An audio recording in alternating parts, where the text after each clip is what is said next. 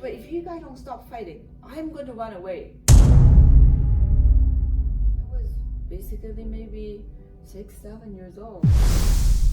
We say certain things like, do that again and I'll leave you, or I'm gonna run away. The children at that age believe that's it. The word stupid became his identity. That is such an important factor. I want to make sure, folks, that you understand how vital our words are to our children. What she created for me was a fear of not being liked. Right with my kid. How am I going to get through to my kids? I've never seen a parent feel happier than when they've got an established bond and relationship with their kids.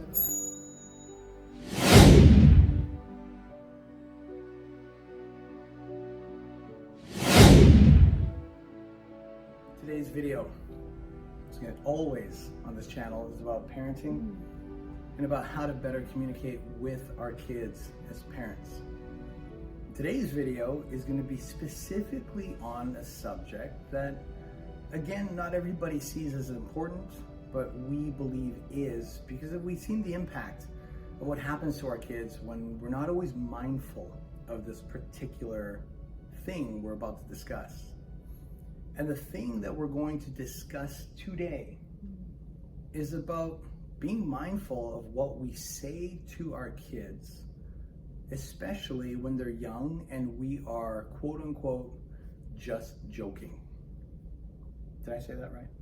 A joke over, yes, especially when they're young, from 0 to 7 years old, because just a few times that I have to do a session on myself to let go of past negative experiences that I thought was okay. A session, what do you mean by a session? I mean, just so everybody understands, what do you mean by a session? Like, for example, I mean, there are a lot of times I wasn't able to do certain things or have certain fear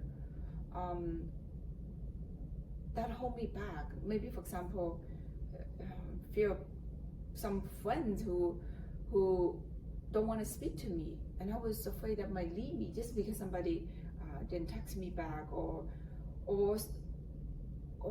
maybe my own spouse do something. I was always afraid that they might no longer be there, and it boils down to when I was young, when I was living in a village with my mom, and there were 4 of us. There was my mom, and then there were 4 of her kids.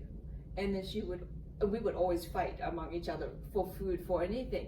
And then my mom would always use a method to, I don't know, she would call it discipline, but to me, I took it seriously. She would, if you guys don't stop fighting, I'm going to run away. And my father was somewhere else in another country. How old were you in this story? I was basically maybe 6-7 years old. So you're around 6 or 7. Yeah. Your mom jokingly says, do what I'm asking you to do, or else I'm going to run away. Yeah, and she did. She ran away. She didn't run away because she go, I'm going to leave, and then she disappeared, and I would be so nervous, and I would go out the house to see where she is, right? And then she would just hide outside the house. But for me, even thinking about it, your mom, someone is there, like she's the only person who looked after us. My dad wasn't around. So for her, knowing that she's going to leave, it scares me. It really hit me, even now thinking about it. Why did she do that? Because I believed it. I actually believed it. And every time she didn't just use it once on us. She used it multiple times. And I realized she was just pretending. So pretending, that still scares me. So now in my adulthood, there were times that I have a hard time coping when somebody told me I'm going to leave, or I would be afraid that they might be serious. So I couldn't tell whether somebody's joking with me or serious. Sometimes you would tease me, why do you take it so seriously? I had to, right? So because of my past, my coping mechanism is a little bit different. right now as an adulthood. So it boils down, when we talk to our kids, we have to be mindful how we show up. Just to add on to that, Yeah. I think it's helpful to also express that what Helen's referring to is when a child is really young, from 0 to 7, as you heard, she's expressing from age 0 to 7 years old. Mm-hmm. What we've been trained to understand is that a child's brain is like literally a blank cassette tape, mm-hmm. where they don't learn to quite distinguish the difference between a reality and what's not reality when it comes directly from a source such as a parent, like a mother, a father. And oftentimes we're not taught to understand that because we just assume, like I heard this years ago, one of my friends, for example, and I'm not gonna name names, I'm not disrespecting, she didn't know either. Mm. She disciplined her son that was 3 years old by scolding him about something that she classified as, well, he's old enough, he should know that by now. And I kind of looked at her, but I didn't want to judge her, but I was shocked because I thought, at 3 years old, what do you really know by 3 years old? At 3 years old, you're just learning how to walk and talk. You're just learning how to put together words. But I didn't say that, of course, because at the time, like this goes back before our training in this field of NLP. All I knew was that I didn't agree with her, because I couldn't comprehend how such a young child would have that kind of self-awareness. And self-awareness is important because it's part of creating an identity for a child to help them understand, like, this is what I can do, this is maybe what I can't do at the time. This is part of a reality, and this is part of a not so much a real, like fake, like make-believe. And what Helen's referring to is that if we say certain things like, do that again and I'll leave you, or I'm gonna run away, or you're not my child, or whatever it is that parents say, when we obviously know, hey, wait a minute, that's not real. I'm just, as a parent, maybe they're lashing out, maybe they're just angry in the moment, maybe they say things they don't actually mean, then they regret it later. Regardless as to what we meant as adults, the children at that age believe that's it. Like, that is it. Tell a child that they're going to die when they're 7. Yeah. I mean, obviously not when you don't do that. Yeah. But if someone was crazy enough to say that, there's a high probability that kid believes they're about to die. Because at that age, they have no perception of what's really happening in life. They're relying on us as parents to feed them all that information. So when I hear kids, or even like sometimes aunts and uncles will say, "Oh, you little shit. Yeah. Oh, you're so stupid." The subconscious takes everything. I see that after a few months, I'll revisit some of my friends' kids, and again, they didn't mean it. Yeah. They're not bad parents. They didn't know. They didn't know.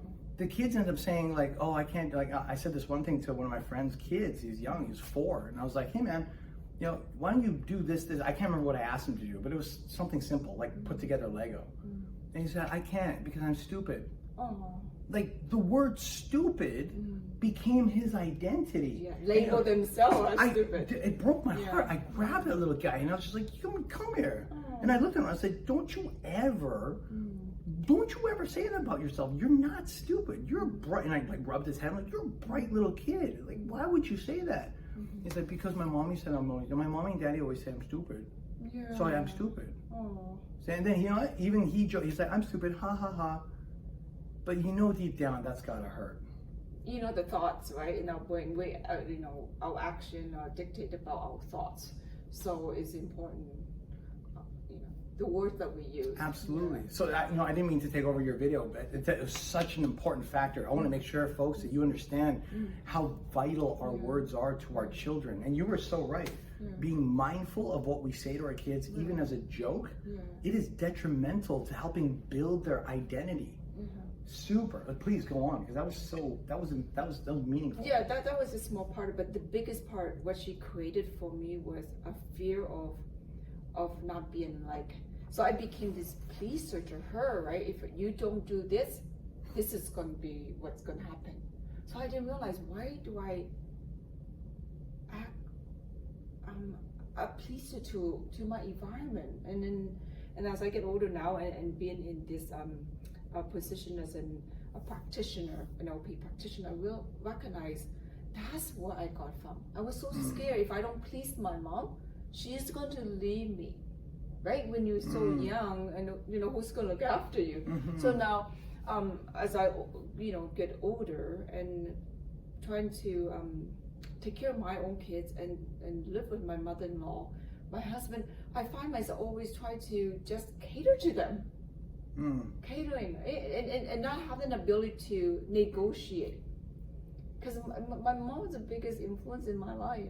She was when you're at that young age, right? Yeah, so, absolutely. And try to do things to please her. Even when I am older now, like her words are so powerful. Even though she's 80 something, but I still see her even now until I learn NLP.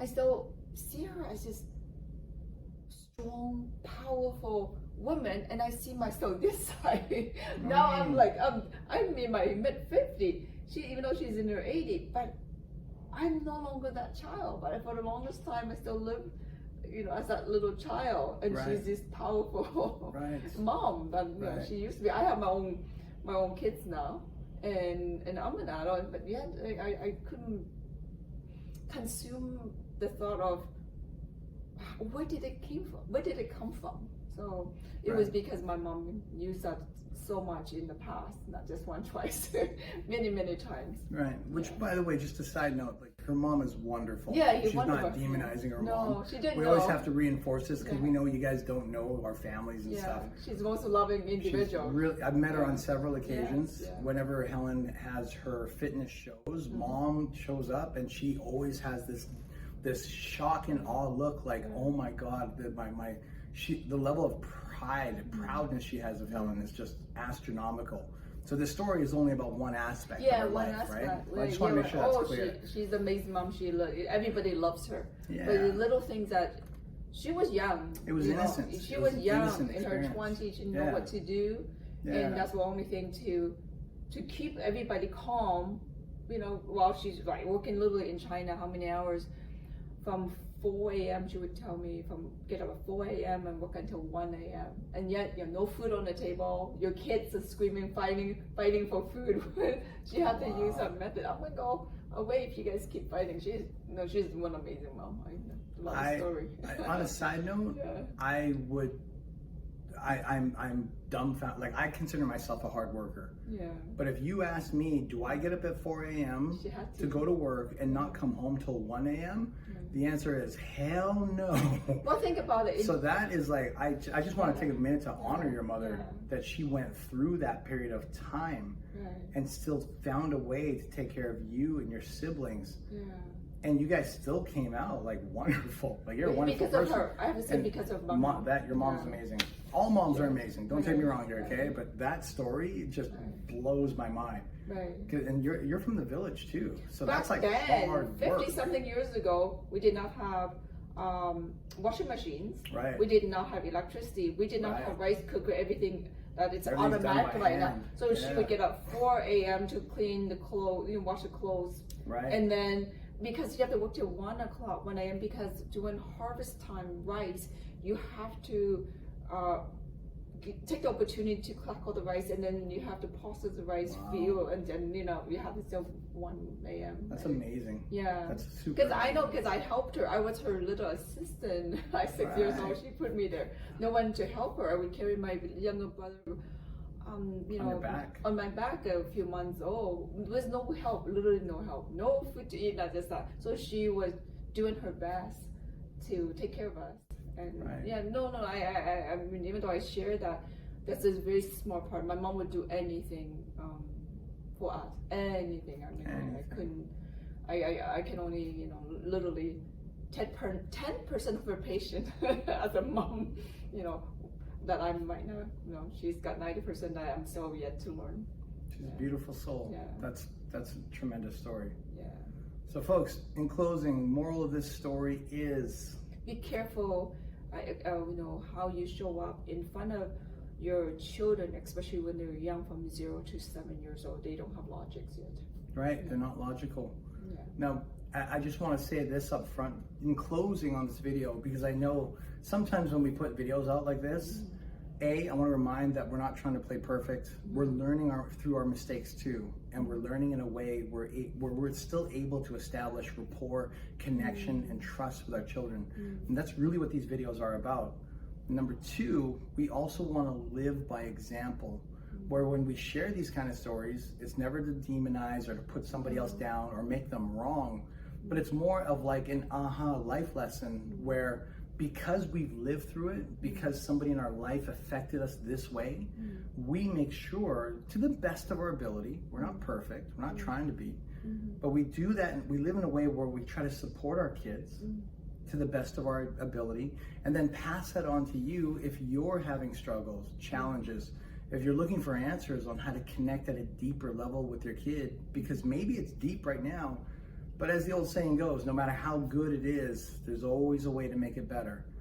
And we've got parts in our life where now it's better for us compared to 3, 4, 5 years ago, 10 years ago. And we want to make sure that as we get these little wins, we also pass our little wins on to you. So if you're stuck, you've got a chance to figure out your own way on how to build that win. When maybe currently it's not feeling like a win, it might be feeling like frustration or a loss or a WTF, like how am I gonna mend this, solve this? How am I gonna make it right with my kid? How am I gonna get through to my kids? We wanna provide all the answers that we can to help you in your parenting journey as well. Yeah, we're all here because we want everyone to be happy. Yeah. When it comes to parents and their kids, I've never seen a parent feel happier than when they've got an established bond and relationship with their kids. Yeah, 100%.